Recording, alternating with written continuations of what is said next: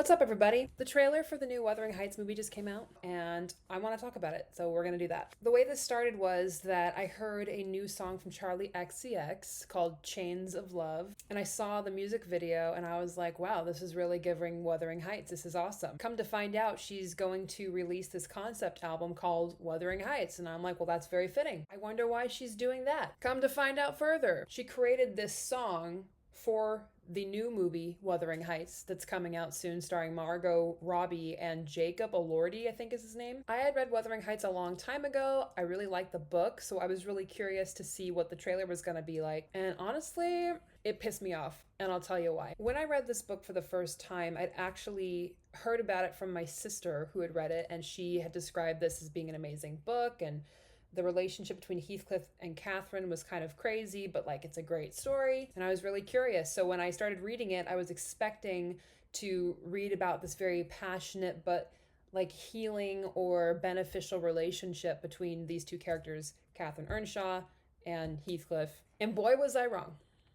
Boy, was I wrong. If you've read the book, basically it tells a story about this wealthy family, and they have this daughter named Catherine. They adopt this gypsy boy named Heathcliff. Through the course of time, they fall in love, and they're the perfect soulmates, and they're good friends, and feel quite a bit of affinity for each other. But one day, Catherine's talking to like one of her handmaids or something, and she's telling her that even though she's made of what Heathcliff is made of, and she's the soul of him, and they're like just made for each other, he's poor. She can't rock like that. So instead, she's going to marry this other guy named Edgar Linton, who's like, she does not feel the same way about, but he's got money and she wants that social status. Heathcliff overhears the whole thing except for the part where she says she loves him and, you know, it's like made of his soul or whatever. So he runs out into the night and runs away from home to go make his fortune. Catherine chases him out into the night to try to stop him and gets deathly ill, which is an illness that comes to kill her later in the book. Sorry, spoiler alert. And long story short, Heathcliff comes back as a wealthy man and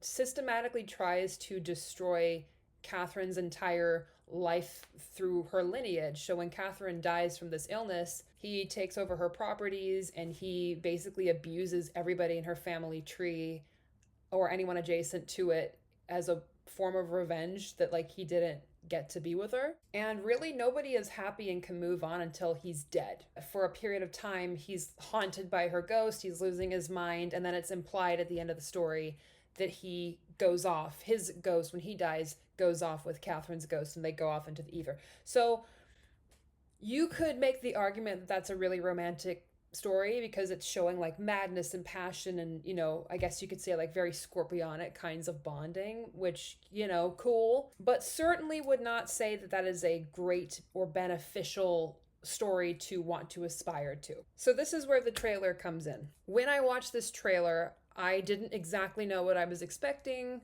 but I was hoping it was going to give some of the themes of what the book is about. The first thing that gave me the ick was seeing Margot Robbie. Now, please do not come for me. I think Margot Robbie is an amazing actress. She's gorgeous. Everything I've seen her in, I love her, and she's a fantastic actress. But the description of Catherine in the book as being this dark-haired, wild child who, I don't care what anybody says, she's very, very badly behaved. She's extremely bratty, extremely entitled, very, very arrogant, kind of giving me Scarlett O'Hara vibes. She's not likable, in my opinion. She's really not a likable character whatsoever. But I feel like the way they were filming this trailer was really focusing a lot more on the passionate, intense, you know, sexual side of how much they love each other, instead of giving a lot of indication of the kind of personality that Catherine has. A couple of the things that caught my eye was the fact that it's going to be released on Valentine's Day, and it says it's inspired by the greatest love story of all time.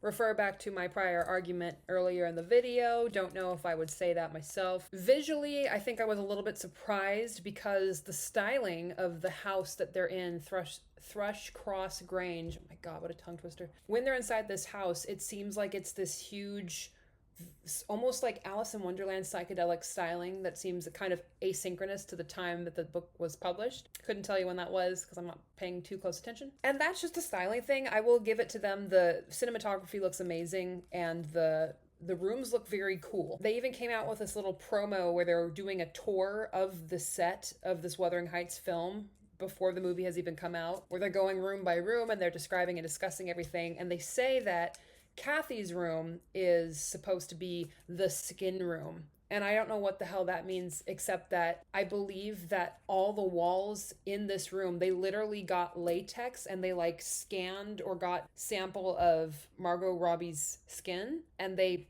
put it all over the walls so that the whole room looks like visuals of her skin, and like some of the walls have veins and stuff. There's a scene later in the trailer where Heathcliff is licking one of these walls. Okay. So I don't know. You know what I mean? Like, I don't know the styling.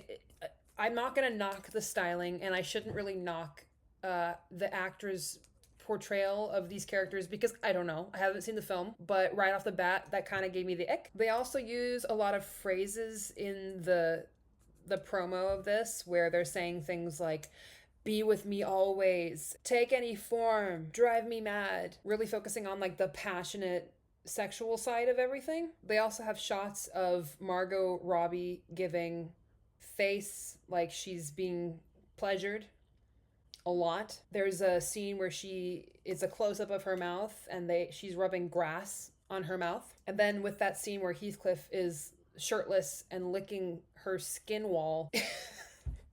God, that sounds so bad when I say that. That sounds so bad when I say that. After he's doing that, there's a blip of a second where someone is smacking some dough, like some raw dough, followed by another scene later of Heathcliff with his shirt off, which really reminds me of this one creator on YouTube who likes to make, it's like a thirst trap creator. So he's making these like really elaborate Michelin star dishes, but he's doing something suggestive with every single step of the routine. It's kind of funny. So you might be wondering what's the issue here, or why am I getting all worked up about that? I do realize that talking about this in this way does make me sound a little bit prudish, but that's not what I mean. Objectively, there is nothing wrong with a thirst trap movie. There's nothing wrong with that coming out on Valentine's Day. We've got two good-looking Aussies, Margot and Jacob, and we have a very interestingly styled visual experience and a retelling of Wuthering Heights with Charlie XCX music. But the real reason that I'm a little bit frustrated and pissed off when I see this trailer is because I know the original source content. The kind of relationship that Heathcliff and Catherine has is one that I often hear compared to something like Romeo and Juliet, where you have these two lovers from different sides of the fence that love each other but can't be together, and they override all these obstacles